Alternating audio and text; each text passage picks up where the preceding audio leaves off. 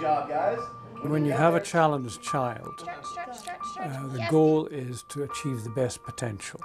And arms down and say, ah. They have to be pushed. They have to be motivated.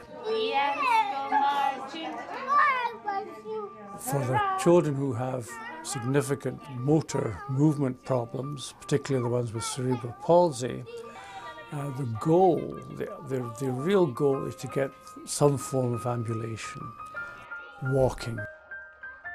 I've had about 30 plus years in pediatrics, and there's no doubt that the conductive education goes a long way in helping these children achieve that goal. When we went down for the ultrasound, the technician, for better or worse, told us that Cameron was missing a large portion of his brain.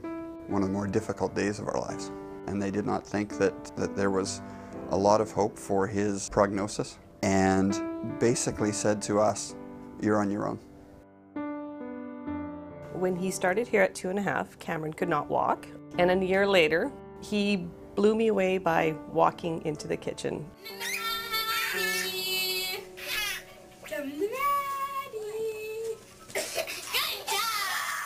You can't describe that feeling. To see him walk. If you look at someone like Cameron who has such a severe neurological impairment and see how much he can do,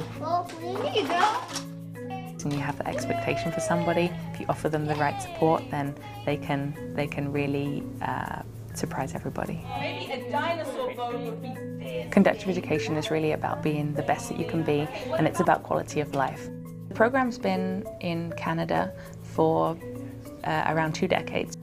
For the last probably 5 or 6 years, really we've seen a huge growth in the number of clients wanting to access the program. Okay, and see how much can you make your fingers move. So the bones in your fingers make them move. And really we're working a lot on functional goals. What do you actually need to learn to get you to that goal? It's my job as a conductor to make sure that everyone's reaching their goals. I stretch my left leg out. I stretch my left leg out. You're standing in front and you are leading the group. We're teaching them about their movements. So we're teaching them about where their knee has to be, where their hip has to be. If we teach them in a group situation, it's more of a natural transition to real life. The amount of work that the children put in is on par with any athlete that's training. They're here for 6 hours a day, and there are no breaks in that 6-hour period. When they're eating lunch, it's not just to rehydrate and to refuel. They're working on skills for independence. A huge thing that we work towards here with the children and with the adults is improving their confidence. We have a lot of adults that we're working with from motor vehicle accidents. I love it. I even asked them for more work and harder work. We know that we could be helping many more individuals with, adults with stroke. 1, 2, 3. I have seen steady improvement. I now feel that for the most part I live a normal life, and to a large degree that is a result of the therapy that I've had here. Good recovery, well done. They let you make mistakes. I'll let you learn. How does it make you feel to come here?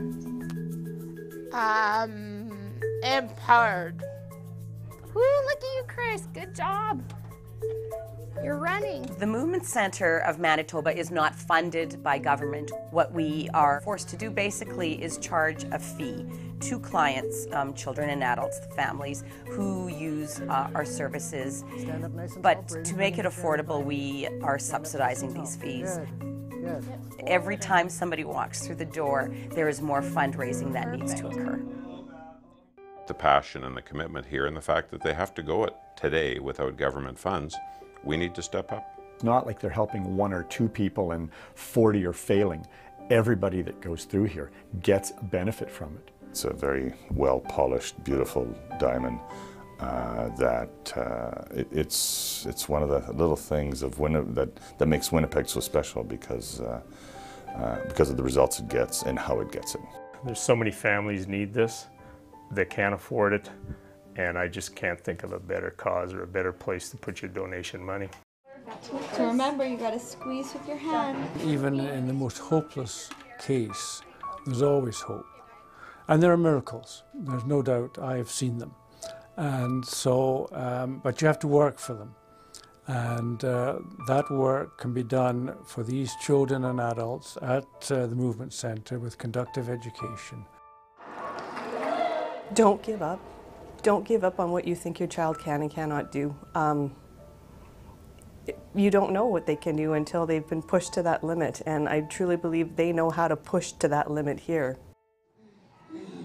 What are you most proud of right now? Myself, that I didn't give up. I didn't give up.